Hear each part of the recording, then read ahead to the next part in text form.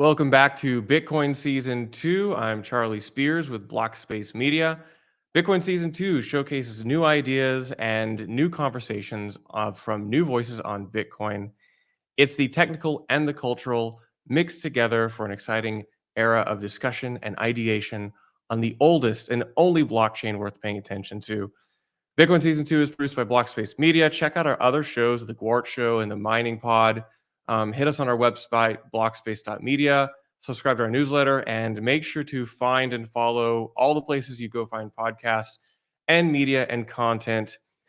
Today, I'm joined by Casey and Raph, who don't need an introduction. We're going to talk about Bitcoin, light pools, Bitcoin development, Hell Money Pod, and if you're lucky and you stick around, maybe we'll talk about Ordinals and runes. So I'm going to bring them up here.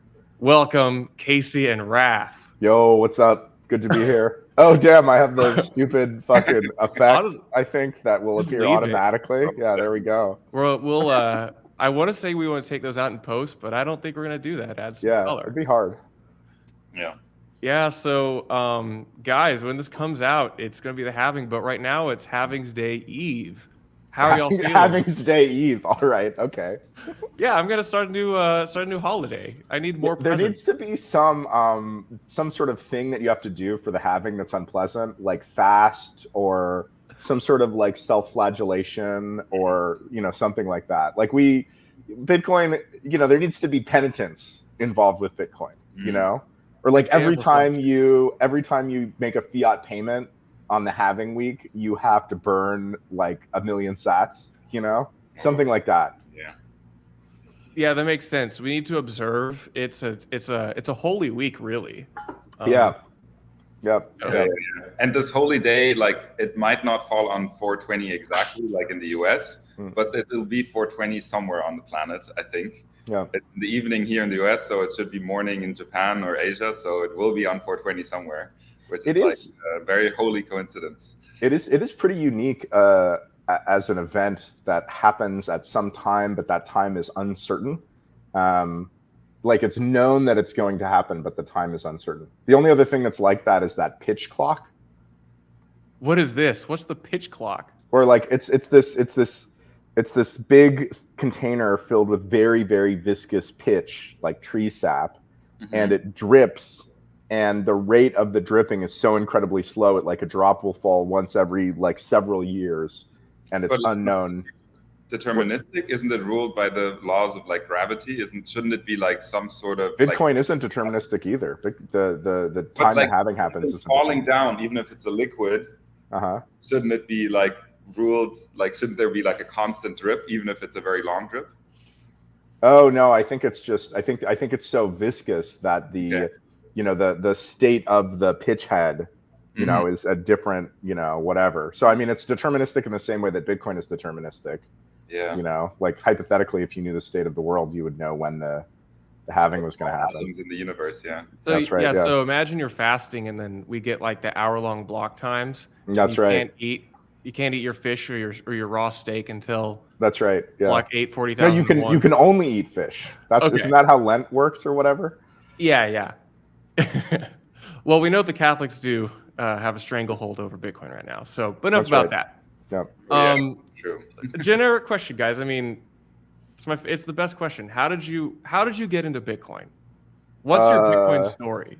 Raph, you wanna go first? I'll go first. It's very normal, boring.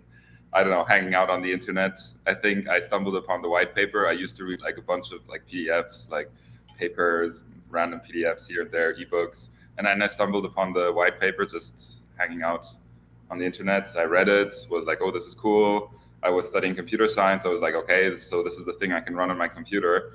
I better fucking run this thing. So I looked at I also read like Mastering Bitcoin by Antonopoulos, and went down the whole rabbit hole, but very also wanted to understand the technical side very deeply. And then just started running my own node, buying some Bitcoin, hardware wallets, and then at some point discovering this Bitcoin dev called Casey Rodarmor. So that's my journey. It's a very conventional Bitcoin. Very boring. I didn't buy drugs on Silk Road. people have such cool stories, and I'm always just like, I don't know, it's just like read stuff on the internet. So yeah. My story is pretty boring too. I mean, same thing. Long ago, I heard about Bitcoin, and I was like, started reading about it, and I read everything I could about it. And I hate the government, so I like that Bitcoin sort of possibly forces the government to be more efficient by taking money away from the government. And read everything that I could about Bitcoin, and I was like, all right, I think this is going to work. I think this has a shot. And then since then, basically did nothing but think about Bitcoin like all day, every day for the next 8 years or whatever. Would you say you got into it for more ideological reasons, and then you've really you're a contributor to Core now, Casey, and you got some quite a modest contributor to Core. Very modest, right? Like, hey guys, I fixed this typo in the syntax documentation. Error, yeah, exactly, yeah. Yeah, but you guys write a client now in Rust, which is powering a massive amount of economic activity. How would you describe the arc of your own developer story? Have you guys always been the most sought after Rust developers in the world, or has that kind of mirrored your own Bitcoin journey? I literally learned Rust through Casey. So I saw the Ordinals repo when Casey started noodling on it. So in the beginning of 2022, I think was pretty early on. I saw it and was like, ah, damn, this is written in Rust. Don't really know any Rust. I was like a Golang person, so I was writing stuff in Go. And then I discovered it again. I had some time. I was like, fuck it, let's learn Rust. And then I sat down for 2 weeks, learned the basics, and then started contributing. And then Casey just supercharged my learning. And yeah, he's a great teacher. So I could have paid to work with Casey. That's kind of the way I see it. The value I extracted from that was crazy. I definitely have always been ideological about it, but at the same time, I think having a stake in it, i.e.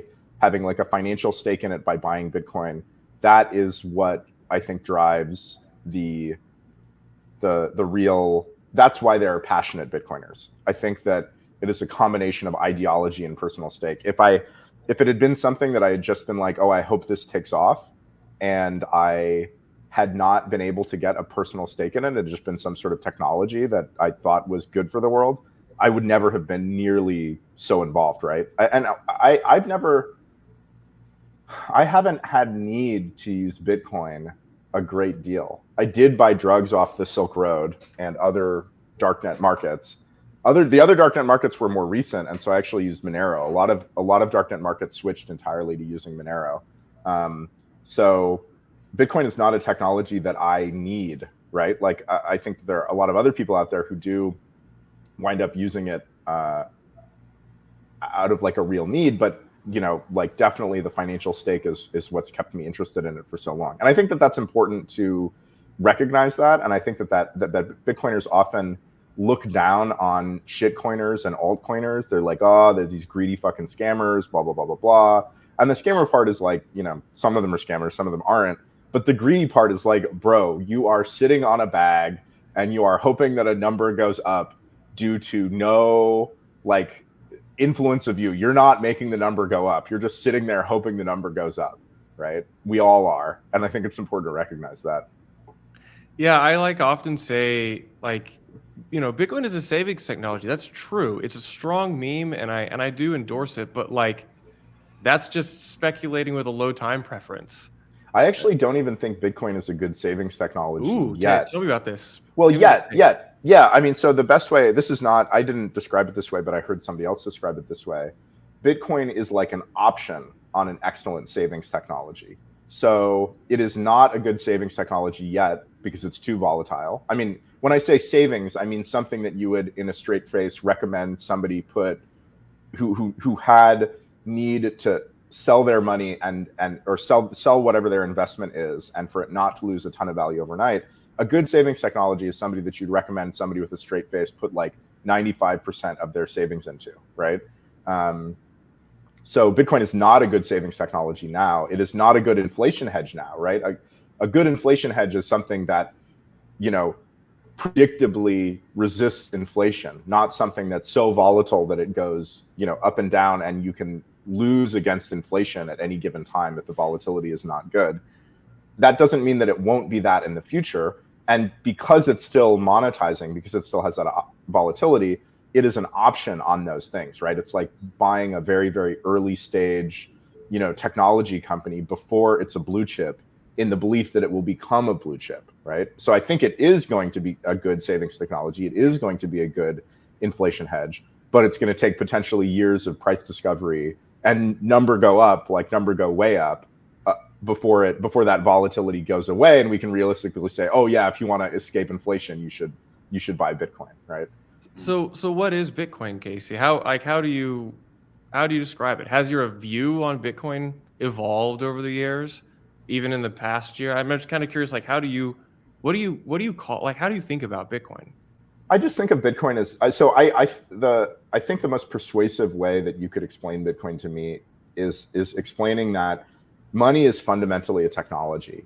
People have all sorts of really weird ideas about what money is. They use weird definitions like, oh, it's some sort of like demand deposit, or it comes from governments or whatever. M1, but the reality, what's that? M1, M2, M3, like different definitions. Right. Yeah. Right. But I think the real answers are much, much, much simpler. Money is a technology that existed for a long, long, long, long time. People think about commerce and human activity as having gone through a barter phase, but there's very limited evidence that barter phase existed for any period of time. Like, it's so inconvenient to have any sort of barter, right? I'm going to show up with some cheese and you're going to give me like some unshorn wool, and I'm going to take the unshorn, like, I guess an unshorn wool is actually just a sheep. A sheep, yeah. Yeah. You're going to give me some sheep, and I'm going to go do God knows what with the sheep. So that is so inefficient that we see over and over and over again in very, very early human history, different monies emerging all the time, right? In Native Americans used carved beads called wampum that were on strings. Really interestingly, a lot of Native American people had these tattoos, which were a fixed length, so that they can measure wampum string against some fixed length on their body. So they were always ready to like appraise a length of wampum to figure out how much it was worth. I think there was a site where there's a huge number of stone axe heads being produced in Australia, and these were not produced in a number. They were produced disproportionately for how much you would use them. Like, they were used as a trade good, these axe heads. So money is there's a need for some technology to fulfill the money role in human society in all time. And there's a great need because it makes everything so efficient. And what are the properties one desires from a money? It needs to be durable. It needs not to rot or go away over time. It needs to be easy to verify that it is what it is supposed to be, right? So for example, you get like a gold coin. How do you know that it's actually gold? It needs to be divisible. You want to be able to divide up your money into arbitrarily small pieces, like make change so you can do different interactions. Needs to be fungible, right? One problem with like wampum and axe heads and stuff like that is that it's hard to make a standard, and it's hard to tell how much like a given axe head like deviates from the standard. Like, how shitty does an axe head need to be before you stop accepting it at par value for like whatever the value of an axe head is? So it needs to be compact and transportable, and it needs to be scarce. If you have a money good and anybody can just produce more of that good, there's inflation, and it makes it difficult to store value in that money, which is one of the reasons that you use money, is to store value and to use it as a trade good. And so we've been fitting different technologies into that money slot for a long, long time. And you can simply evaluate different technologies by how well they fulfill that, money role, right? So axe heads are like not great. They're like big, they're like different. They're not incredibly scarce. Anybody can just go chip out an axe head.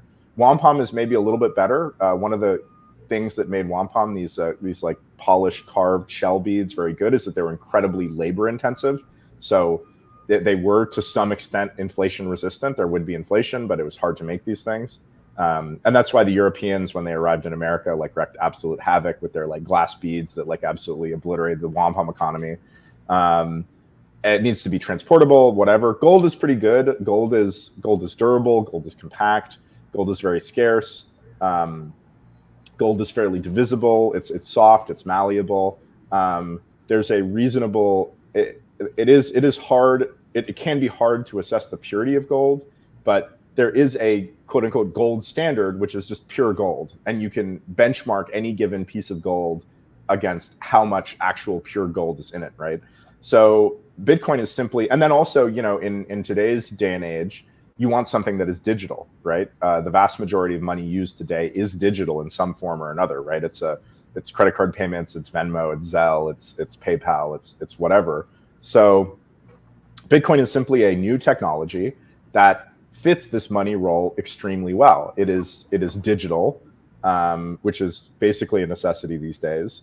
It is peer-to-peer, which old physical monies were, but new digital monies are not, right? New digital monies are intermediated. There are people who can, who you have to go through to do your transactions.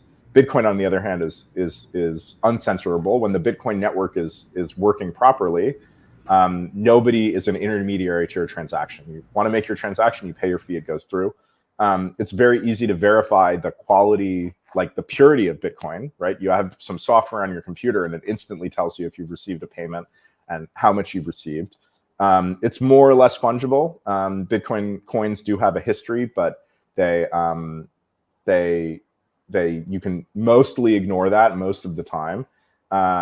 Very finely divisible. You can divide it down to 100 millionth of a Bitcoin, et cetera, et cetera, et cetera. And so it's a great money. And so once this technology was developed, even if we don't think about, you know, any of the whatever, like you would expect that when a new technology is developed that fills a role that is superior to the old technology that fills that role, people will start adopting it in that role. Like if you made a better shoe, if you went out and you made a better shoe, people would start wearing those shoes because they were better. And in fact, we do have better shoe technologies like slip-ons with nice sort of stretchy like top things that you don't need to lace. They're great. I wear them all the time.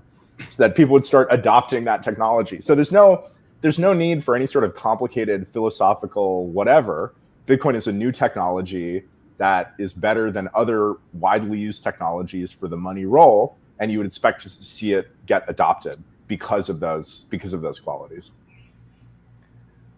Yeah. I feel like you just did a whole like treatise podcast. You basically reprised that one Hell Money episode, you know, from back in the day on one of them. I forget, but all this stuff is like not original to me, obviously. Like yeah. one thing I highly recommend is Nick Szabo wrote a great essay called "Shelling Out." Yeah, on his unenumerated blog. I love that blog. Yep, and it's a great essay about his ideas about the origin of money and the idea that they go through these phases of initially they're these things that are sort of useful or just ambient, and they become these sort of collectibles that don't really, they're not fungible, they're not used in trade, but they're things that people like desire and collect, and then eventually they start to take over a use as a trade good. Yeah, so I like it. I personally, my own Bitcoin journey has, my understanding of it has evolved. How did you get into Bitcoin? Or do the podcast listeners already know how you got into Bitcoin? Podcast listeners don't know. I got into it a long time ago, to have fun, we'll say. Uh-huh. So that was a fun time in my life.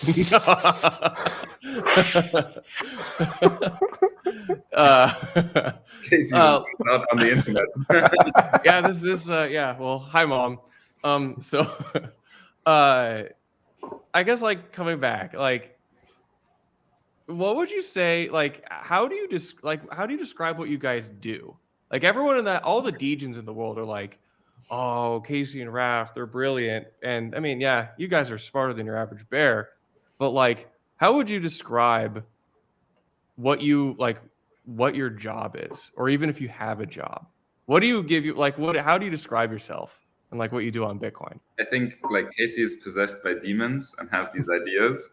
He puts them out there, and then I try to like help and lay some. You're the demon slayer or you're demon wrangler. Demon wrangler. Yeah, I don't know. Like everything's basically driven by Casey and his kind of ideas. He came up with Ordinals. We sort of came up together with inscriptions. Like I think when I joined, you were like, oh, maybe we do off-chain content. Like yeah. I knew that I wanted to do NFTs, but yeah, I remember us having like brainstorm sessions about naming them and how they're going to work and all this stuff. And we were reading like the SegWit BIP, the Taproot BIP, like all of them. We were trying to figure out how they work, like where can we push data into. Yep. So yeah, that was a cool time. But yeah, my job basically is just kind of keeping a lid on things, like answering issues, kind of monitoring the repo. I often also am a little bit of a gatekeeper for Casey. Like I'm in a lot of Telegram chats with a lot of different exchanges and companies, and then they write me, and I filter kind of up what is important and kind of give it to Casey if it's important. So yeah, I screen a little bit so that Casey can create. That's on a high level how I would describe my job. I don't know how Casey. How do you describe your job right now, or your role, Casey? Yeah, I mean, one problem is that it's gotten basically impossible to describe what I do to normies, right? You talk to a normie and they don't know what Bitcoin is. And so how do you explain to anybody? They don't know what Bitcoin is. They also don't know what a protocol is. So I can't even like describe, oh yeah, I work on a protocol that enables people to do X. They have no idea what a protocol is. Like if they like, I guess I should tell people that I make an app for like digital collectibles, right? That would be where the do thing. I download it? Where's the app store? Yeah. Like I make an app for digital collectibles, and then that app, just kidding, it's not an app. I write a protocol that allows other people to write apps, and then that protocol is on Bitcoin. Like, yeah, I mean, so mainly, what I do is I work on the repo with Raph, and the Ord repo, and try to write new features for Ord and for runes. And I think the most important thing that me and Raph do is the protocol development. I think it would be kind of okay. It wouldn't be good if Ord, the software, just stagnated. But if it did, as long as the protocol didn't go through any like bad changes, that would kind of be fine. That's the thing that most worries me about this whole enterprise, is just stupid changes being made to the protocol. Like my doomsday scenario for runes is that some exchange or some group or whatever like proposes a bad idea. Like you should be able to have runes execute. You should be able to put Ethereum smart contracts in an inscription and then have runes execute those EVM smart contracts. And then they convince like enough people that it's a good idea that somebody like hacks Ord or whatever and then does this. And then we have this just like shitty, stupid protocol. Or I think it could be a lot simpler. Like I think you could probably come up with examples that aren't so dramatic, that would be just kind of like dumb extensions to the protocol. And that is the thing that I really don't want to happen. Like as long as the core protocol is okay, and as long as everybody sort of agrees on the core protocol and it doesn't do anything stupid, that's good. I've kind of like done my job. But me and Raph maintaining Ord is a big part of kind of maintaining control over the protocol and preventing bad things from happening. If, for example, if Ord were to really stagnate and people were to really look to another piece of software to do everything with Ord, including like indices and exchanges and everything, that team would have a lot of control over the protocol. And so me and Raph have to work to stay relevant, right? It's open source. Anybody can fork it and start changing it. So me and Raph have to, if we have a proposed protocol upgrade, we also need to implement it. It also needs to be available in the client. I think people look at what is displayed on ordinals.com as kind of a baseline of like, is this the real thing? Even if I don't even know if it's the most popular Explorer. It's not. No, I sadly. don't know. Like, Yeah. it's just a very shitty kind of front end. But that's what Casey said. You know, we have this core of things, like the core protocol and the libraries that we want to like push into like every backend and every infrastructure. So that's kind of what we really focus on. And then like nice features, like a nice pretty front end or a wallet with crazy amounts of features is good to have, but that's not our core competency. Like the core competency is kind of this long-term game of having your kind of ideas and your kind of code somewhere in the background that runs basically everything. Yep. And that people build on top of that. That's kind of what you want, and that's kind of how we kind of think about this. Yep. Yeah, and I guess reflecting back, because I share your concern with that. I do see a lot of this can be very path dependent. And I think people who, from the outside looking in, they go, "Oh, well, Raph and Casey must just be rolling in all this money." But you guys have chosen a pretty selfless, humble approach. Wow. Okay. I'm not blowing smoke up your ass. Like you guys have shown a very a very noble approach here to like really focus on protocol development. You've worked your ass off too this past year. So I guess reflecting on Ordinals, like you have this. Well, one thing to say about that is that like it is to some extent like a choice, but at the same time, if we did any of the things that people do to like make a ton of money, what we do would not be nearly as impactful, right? If there had been like an Ordinals token, or if there was like a rune protocol token that you needed to like make a rune, the product would be harder to use. It'd be much worse. You'd need to not only get a Bitcoin wallet, but also get some like shitcoin in your wallet to use it. And it would be like impure. People would look at it and go, "Oh, this is like just a money grab," right? And so, yeah, maybe we could make more money, but the software would have way less reach. It's not like me and Raph have like these like genius mastermind ideas to make a lot of money and we don't do it. I think all of those ideas, like everything, most of the things I can think of to monetize would come at like a cost, either a reputational cost or a technical cost. It would make people less likely to adopt the protocol. I think that, like even the maxis who absolutely hate everything, they never say like, "Oh, Raph and Casey are like extractive, like making time." They just don't say that because it's not true. They have absolutely no argument to say that. In fact, I don't know, like, I don't think maxis or the real anti-Ordinals haters, like, I don't think they have like an articulated idea about why we're doing what we're doing. Like, I guess they call like quantum cats like NFT scammers, and at least that's like a rational kind of thing. Like, okay, they're doing this to make money. I do not know what they would say, why they think that we're doing what we're doing. I don't think they would have a good answer to that. It gives us basically long-term street cred. What we do, it's a reputational thing. It makes us also not as attackable, as Casey said. And I think that's the main reason this got so popular as well. There was no extraction at the beginning. There was just pure code and people running it. Yep. And that's why it could flourish so fast and so like in such a awesome way. So I think that's what made it successful. And now kind of going in and trying to extract something would feel wrong. I mean, we need to get paid, like we need to pay our bills, but like we have to do that through other means. The protocol should stay pure. Same as Bitcoin, Bitcoin has a similar kind of path, and we want to emulate that and keep that ethos alive.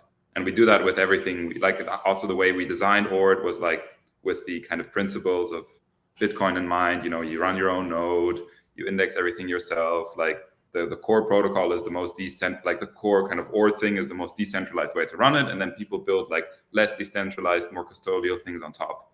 But the core should be as decentralized as possible. And I think we hit it quite well. We hit that goal quite well. Yep. Yeah, I guess double clicking on that, like reflecting, it's been 18 months now since shit took off. Like, what are some highs, like things you're really happy to see, maybe beyond what you imagined during the early days of Ordinals? And what are some things like that are, they're not that happy, or they're kind of that you wish didn't happen? I'm kind of like some highs and lows of the past year or two.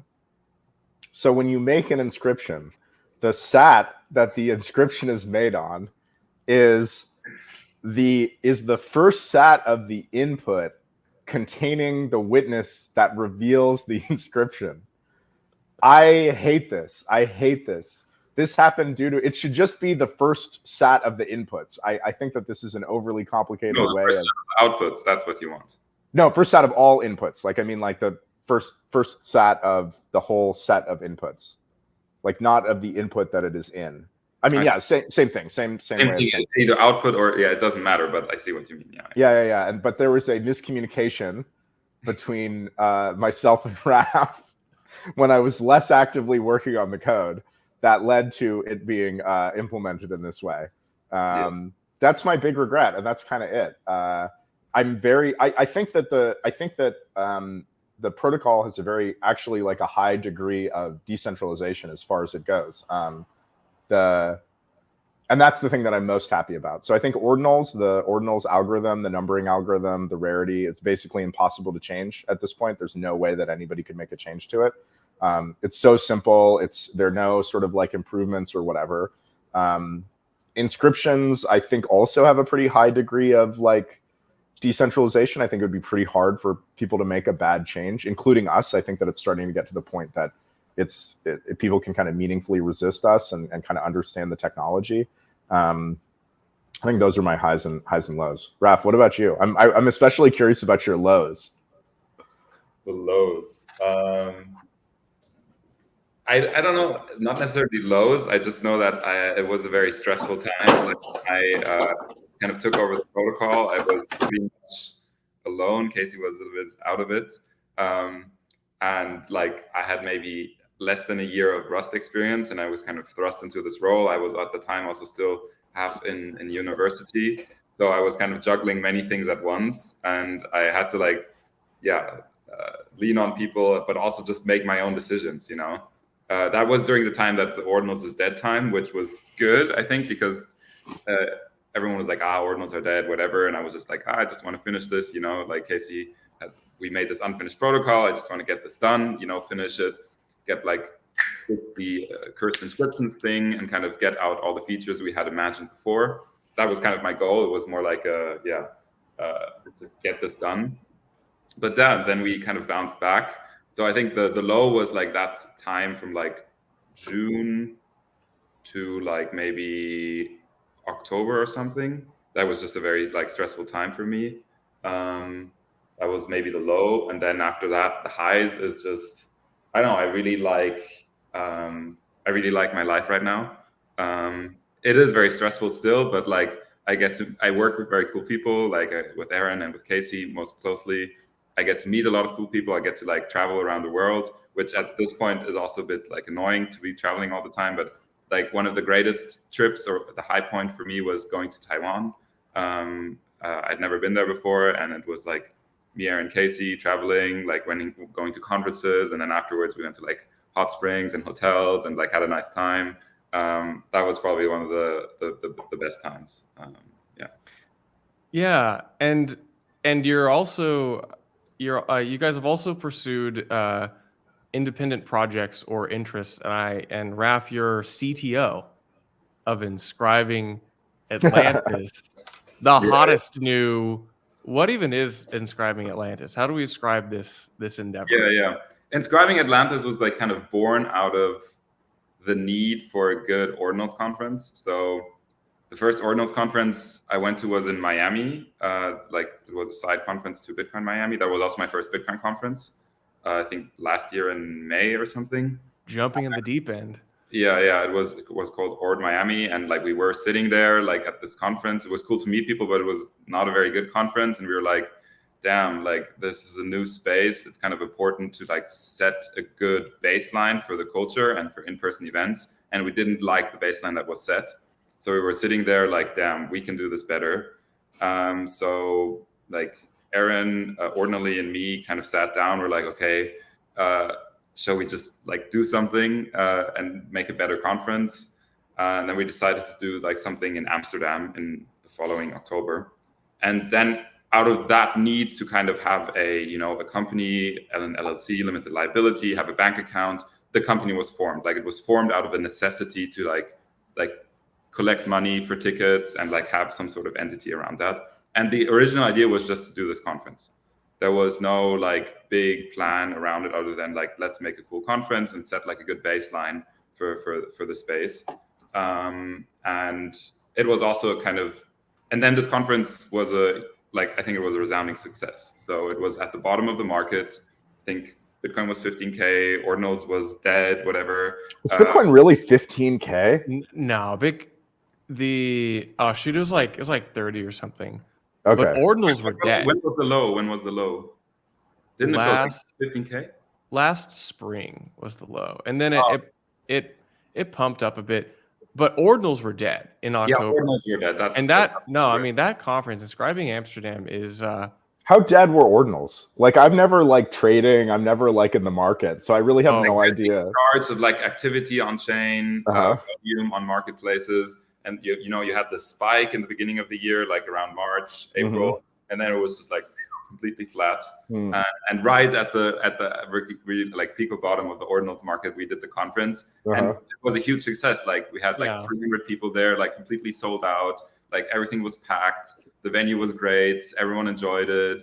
And then like from there, like we rocketed back up. We resurrected Ordinals. They were dead, but they were dead. Yeah. So it was just slumbering. It was just like a deep slumber. It's nice that we've already gone through our first bear market, Exactly. And then at Inscribing Atlantis, from there, we were like, okay, we can work together. This works. Let's do something with this. Like, there was a lot of need for like, artists who wanted to come from other chains, or even artists that had never done like any sort of NFT or digital artifact thing. And there was like this constant stream of people who wanted to inscribe but needed help with it. So we were like, okay, like we'll consult, we'll do the inscribing, we'll kind of explain the protocol. And our idea was always to use the newest features, parent-child method, like just showcase the newest things that the protocol has to offer. So yeah, we had events. Then we had like the second kind of arm we had was doing like this consulting work. And yeah, those are basically, that's what Inscribing Atlantis is, kind of helping artists into the space and also showcasing artists then at events. So we had we collaborate a lot with Gamma and also with Nolcha. We had like this big party in New York, and yeah, we did that together with them, and like showcasing artists, kind of bringing the community together. It's always nice. It was also a huge success. Everybody loves that. So that's basically what an Inscribing Atlantis does. It's very kind of limited in that sense. It's not $1 billion company. We do not want to take VC funding because that usually warps incentives. VCs always want like a 10x or 100x. So the term sheets are always kind of crazy. They will like fuck with you if they don't get their return. So at the moment we're bootstrapping because it basically is just it's easy to bootstrap because there's a lot of liquidity in the market to kind of have enough money to pay people and do your thing. Yeah, and it's interesting because we talked about this before we hit record, but like, your CTO, you're doing work, consulting, executing inscription projects for folks. So it's like you're on the other side of Ordinals. So like during the day, you are designing and maintaining the protocol and the repo, and nights and weekends, you are also using it, implementing it. I feel like, both of you guys have been dipping your toes into this recently. Yeah. What's it like being on the other side? Bro, our code sucks. Ord sucks. It's so bad. It's so bad. It's so hard to use.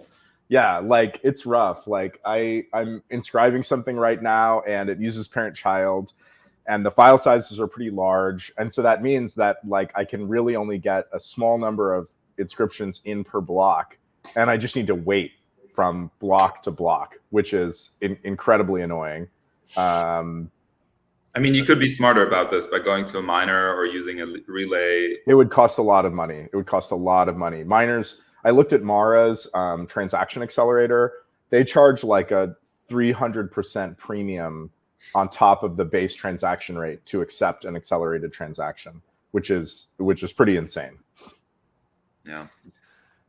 It's you've also you've kind of introduced a new business line into a whole publicly traded company's business model, which is kind of surreal. Yeah. Do you think like the miners that are like publicly traded, do you think like these extra transaction fees are priced into the like price of the stock? Not at all. No. Well, I think they're probably just such a like on the block reward and not on the extra fees. Like, well, I think that those just probably aren't material at all. I think they're just probably like a small sideline part of their business, and so it just isn't a material enough amount of revenue to actually positively impact the stock price. It is a bit worrying. Like private transaction submission is pretty bad. That is exactly what we don't want to have happen on Bitcoin. If private transaction submission were a significant portion of miner revenue, then the problem is that you have all these like bespoke ways of submitting transactions to these different miners. You want to make a non-standard transaction, so you show up and you submit it to a small number of prominent miners through their like dedicated channels for doing so. And then those miners make more money. And if there's a new miner, they don't make this extra revenue. So I think that if this continues, I actually think Bitcoin Core will take a hard look at which standardness rules are causing people to submit these private transactions and will remove them. I predict that for sure within 2 years, probably within 1 year, we'll see the end of the op return size limit. Almost 100% guaranteed. Yeah. I think that runes will, like the runes protocol stores the protocol messages and op returns, and you can do a fair amount of things in the op returns, but you cannot make big fan out transactions where you're sending a small amount of different amounts of runes to many different outputs. So you run into the 80 byte op return limit. So if people want to do this, they're going to be submitting these transactions to private these private transaction submission services. And there's already Libre Relay. Shout out Libre Relay. Go find it. Go use it. Peter Todd. Yep. So this both removes the op return size limit and preferentially peers with other Libre Relay nodes to make sure that there's a connected subset of the Bitcoin network that will relay these transactions. And it's pretty successful in getting it into miners. So it's already that one thing, the op return standardness rule is pretty easy to bypass. So I think that if it gets popular enough, Bitcoin Core, they want people who download Bitcoin Core and run it without making any modifications to have an accurate view of what's going to get it to the next block so they can estimate fees. So they are going to probably lift that limit by default, the op return limit. I would guess. It depends on kind of how it goes and how popular Runes is. And I will love that because those fucking moronic filter idiots who are like, filters work, bro, will see an existing long-standing filter be removed from Bitcoin Core, and these sinful greater than 80 byte op return transactions get into blocks and be relayed by native Bitcoin Core nodes, and they will look like fucking dummies. They will look like fucking dummies. I mean, they already look like fucking dummies for anybody who's like half of a quarter, an eighth of a fucking brain cell. But this will be more material evidence of their dummyhood.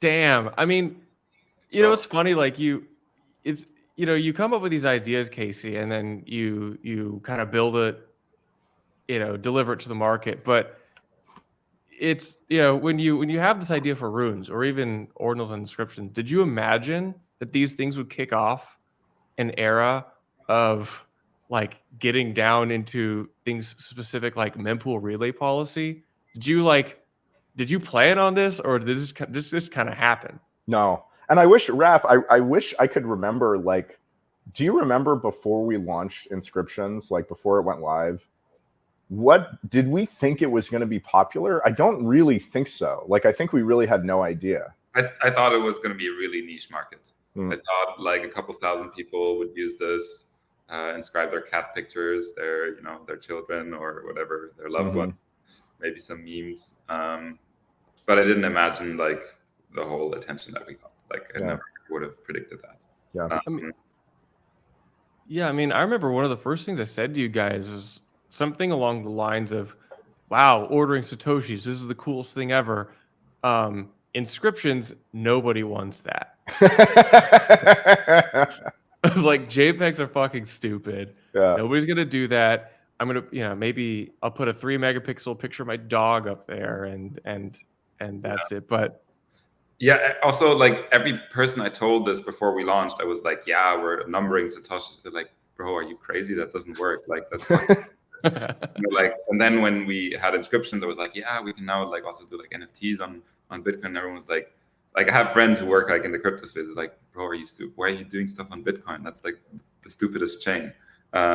So like the whole market, at least like my view on the market was like, okay, nobody's interested in it. Like, and we had the same experience like on Twitter. Like Casey and me would do like Twitter Spaces in like December and January, and there was like 5 people in there, and we were just like, yeah, Ordinals, inscriptions, try it out. Like, run this weird kind of software on your computer that builds an index that's hundreds of gigabytes large, and then you can number your Satoshis. It's so cool. Oh shit. Yeah, so it was a big surprise, basically, what happened. Yeah. So I guess switching to runes, because when this comes out, it'll be the halving. The halving will be mere blocks away when this pod drops, and which means runes are about to infest the Bitcoin blockchain. Boy, will they. Boy, they will. I remember when you put the blog out, Casey, and you said you wrote it kind of on the way back from Singapore on the plane. Yeah, on a plane. Yep. Which explains the spelling errors, because I got out my red pen. I was like, oh, I misspelled. Casey But, needs an editor. Yeah. Well, like, I assume you didn't plan on implementing it at the time, or did you? No, not really. I thought maybe, like, I didn't really know. I was on the plane, I think, coming back from Singapore, and like BRC20 just offends my technical sensibilities. It is not a efficient protocol. It takes 3 transactions to transfer a BRC20 token. It takes 2 transactions to mint a BRC20, to create a BRC20 token. It takes maybe 2 transactions to mint as well. They can be front run, like all these things. It's not efficient. You want to do multiple transfers in a single transaction. You have to do like these multiple inscriptions. Like it's just crazy. So really the real impetus was I wanted to make something. I wanted to come up with an idea for something that I thought was better. And I did, I think. I'm really surprised that Runes was not done earlier. It is really simple. It's not that complicated. And it kind of strikes me as a somewhat obvious design. If you look at previous coin schemes on Bitcoin, like Counterparty and Mastercoin and whatever, they're so like complicated, and they have real trouble fitting in the op return size limit. They essentially try to rebuild Bitcoin on top of Bitcoin with their own public keys and their own signatures and their own like verification in a way that to me just doesn't make any sense. And there's been real demand for fungible tokens for a long time. Like there were altcoins on Bitcoin very early. I don't remember when Litecoin was first made, but it was like, 2012 or something maybe. And there's sort of the old school altcoin boom in 2013, 2014, and then the ICO boom on Ethereum in 2017.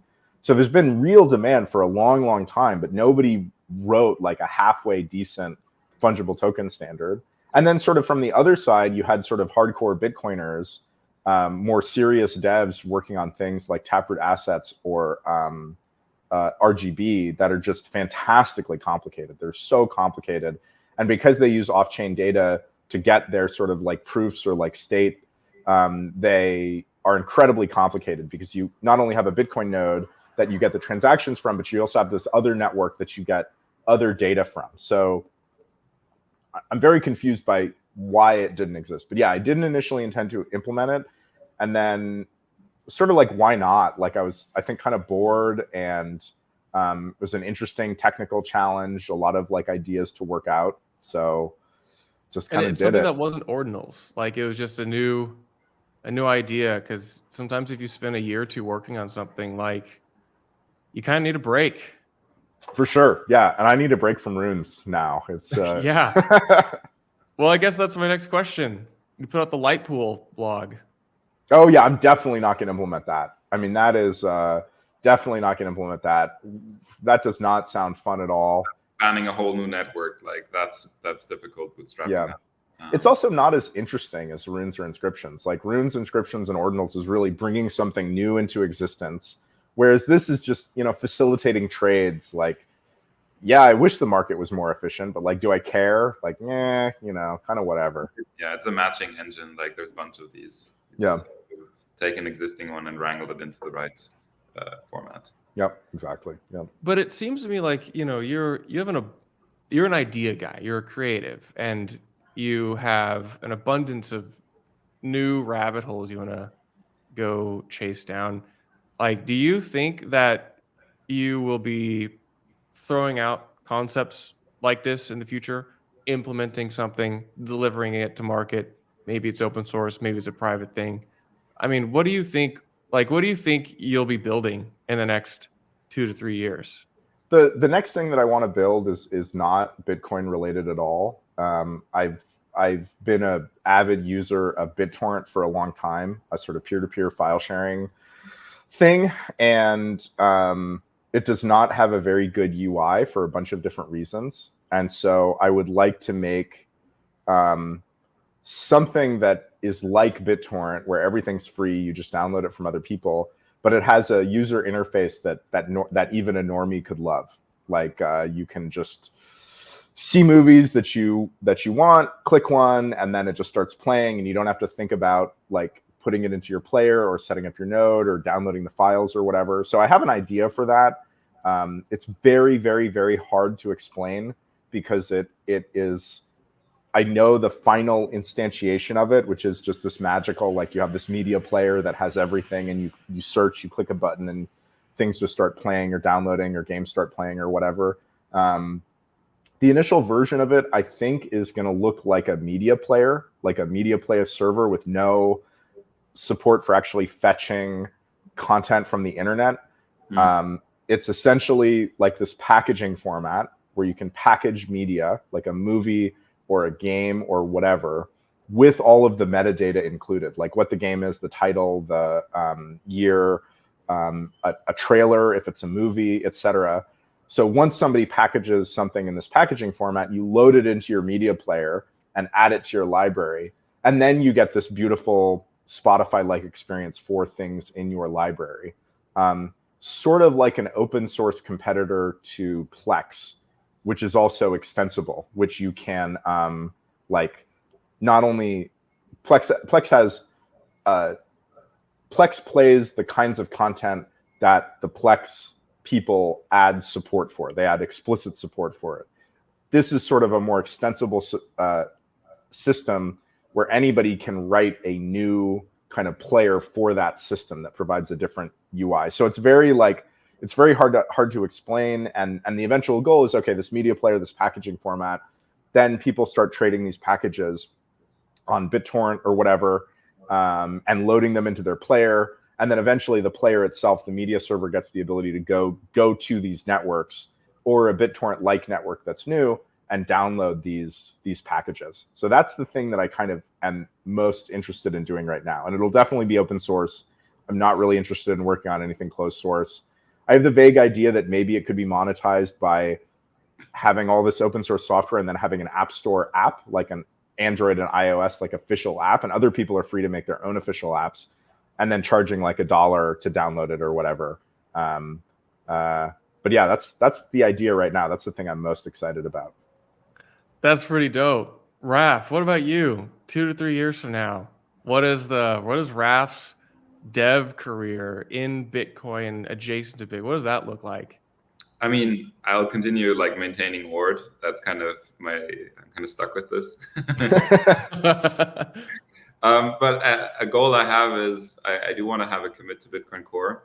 That's kind of a project when like Runes quiets down a bit, probably end of year or next year. Already have like one PR that's half finished from somebody else that they just abandoned, which I think I just like continue and bring it to fruition.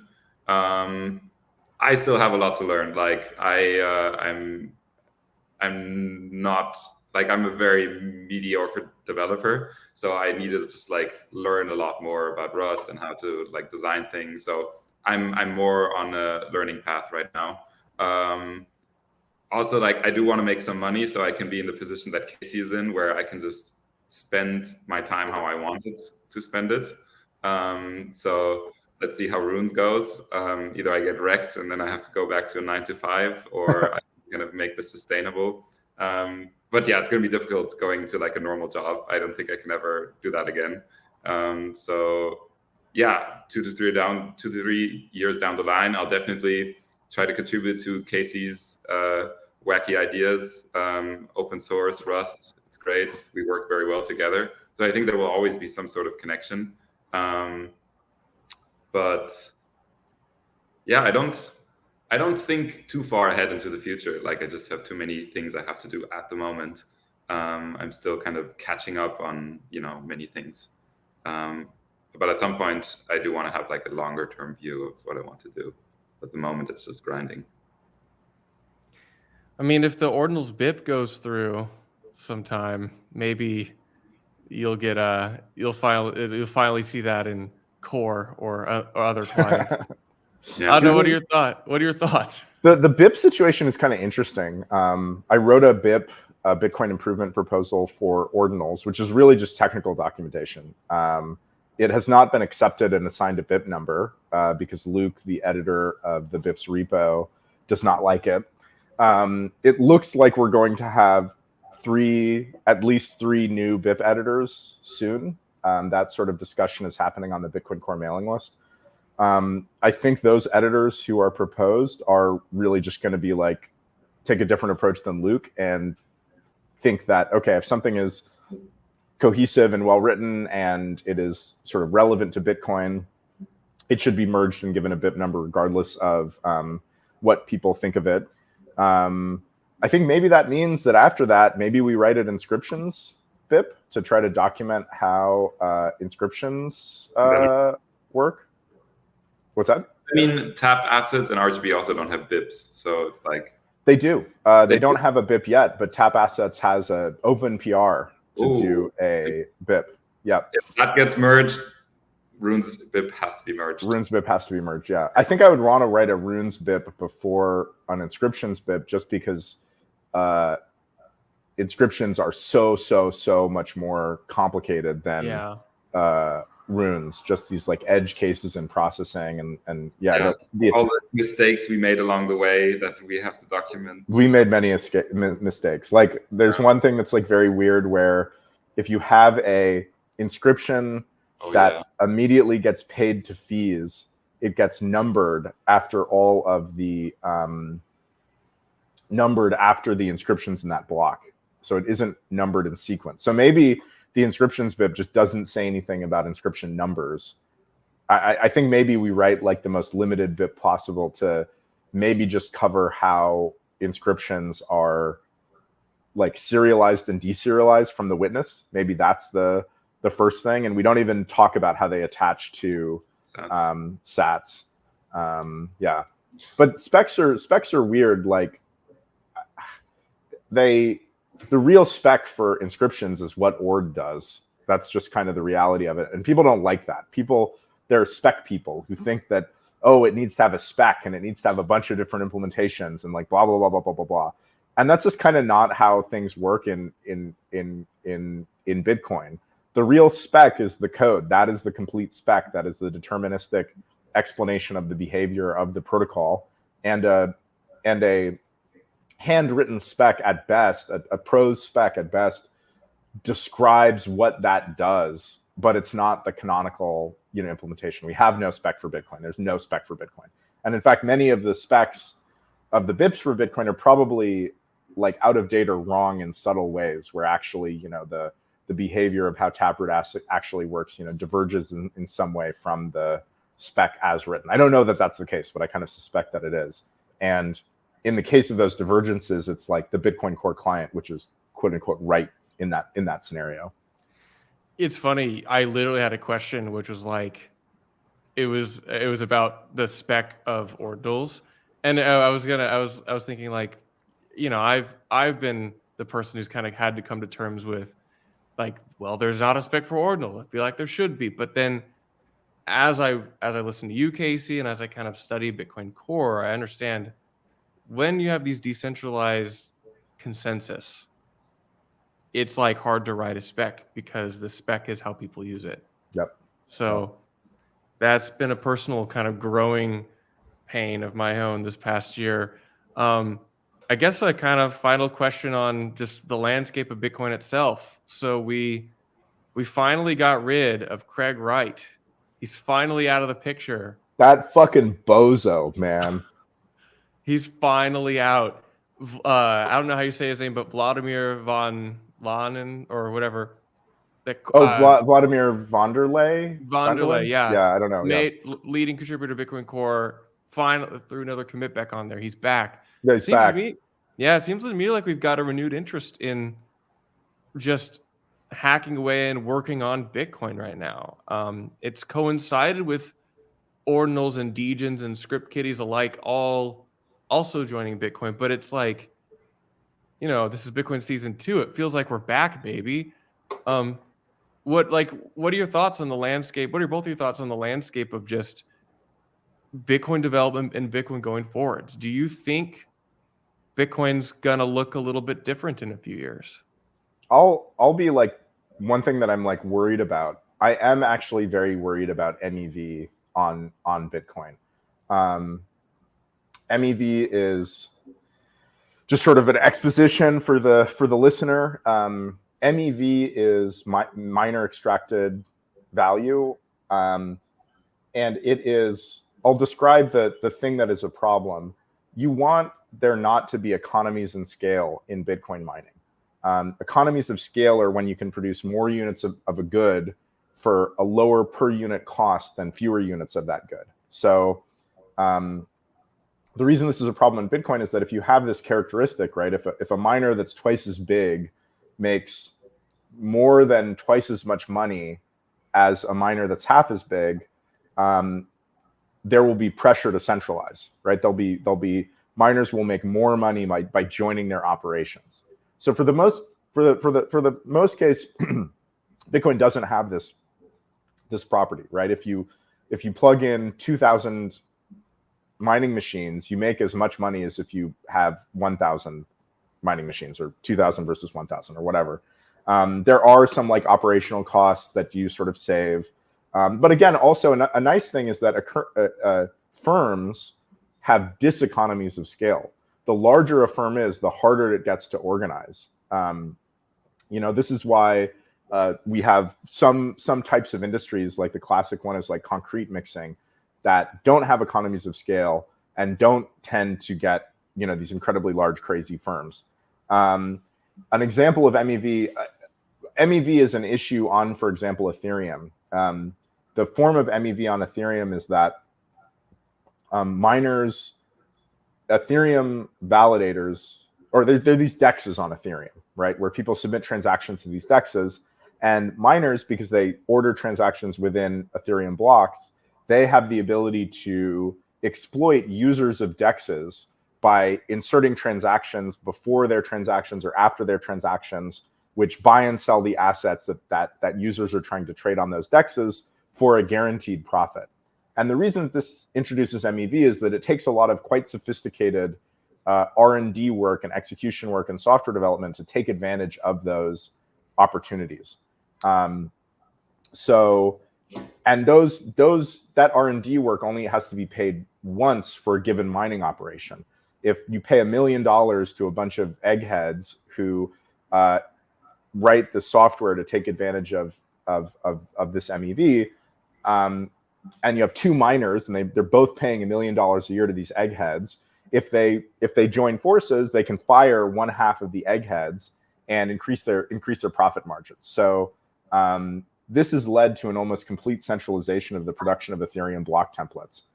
Almost all Ethereum block templates are produced by, I think it's called MEV Boost or Flashbots or whatever. Yeah, Flashbots, yeah. Flashbots. So this kind of really damages the credibility of Ethereum censorship resistance if you have all the block templates being produced by this one producer. So this is a very real threat to Bitcoin. To some extent, Ordinals introduces this with rare sats, that the first sat of every block, the miner has to do this additional work of they're not just getting and selling Bitcoin, they're also getting this sat that they need to extract out and trade on an appropriate market to get the full value of that sat. It's pretty minor, though, that there's not a lot of work involved in that. So I think the worry is when we have these more expressive L2s, do those L2s wind up leading to centralization pressure on Bitcoin, because miners are now able to do the same sort of reordering and sandwiching attacks given those L2s. And that's something that worries me quite a lot, because it's something that I think the Bitcoin core developers would have a very hard time reacting to, right? Somebody builds some sort of DEX which is vulnerable to MEV, and you then like, what are the Bitcoin developers going to do? Like, if these DEXs use just basic Bitcoin technology, is Bitcoin Core going to start removing some of these features that allow people to build these DEXs? Like, what would the response be? So I think we should be very worried about it.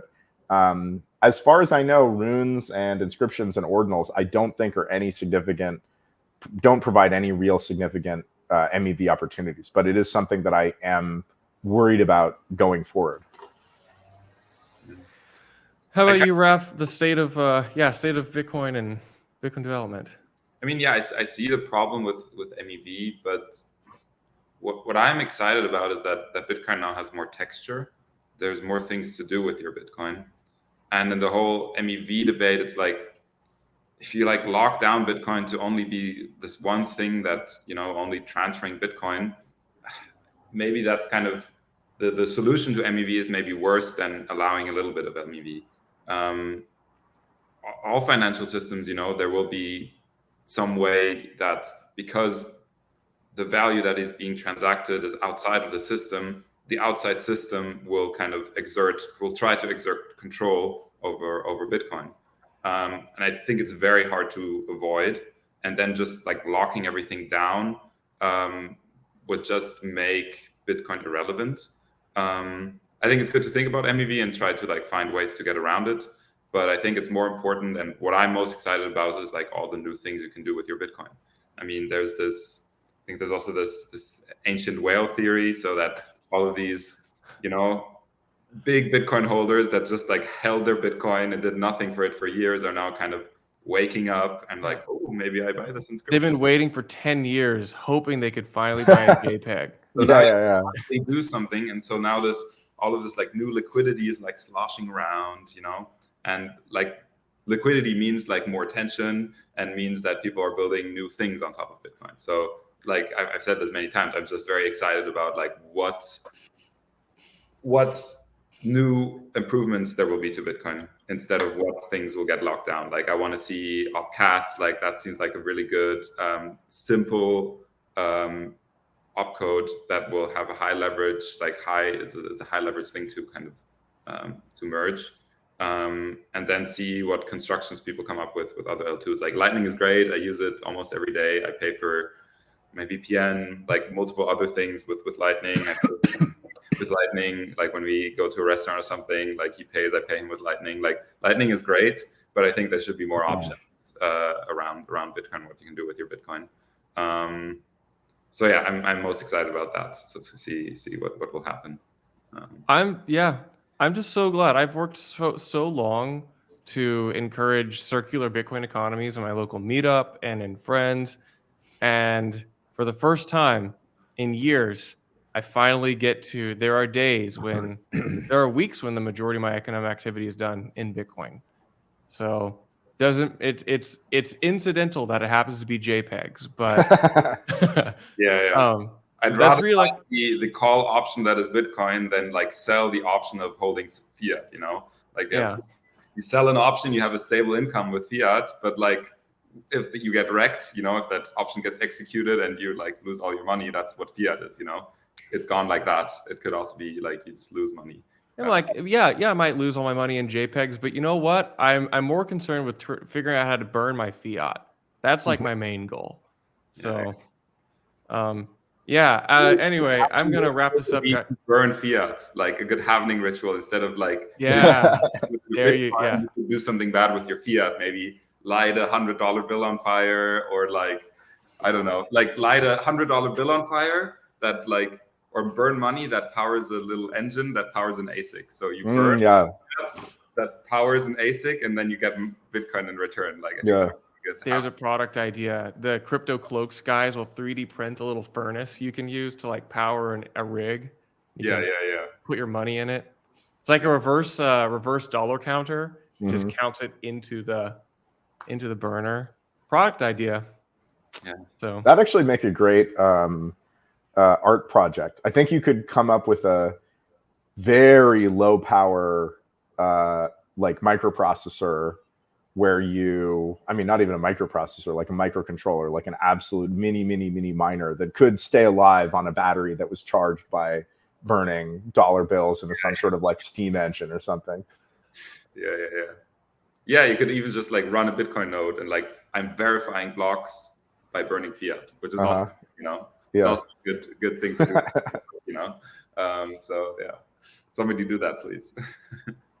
Well, guys, thank you so much for giving me your time, and shout out Hell Money Pod, shout out Inscribing Atlantis, shout out Ordinals Coding Club, and the various endeavors.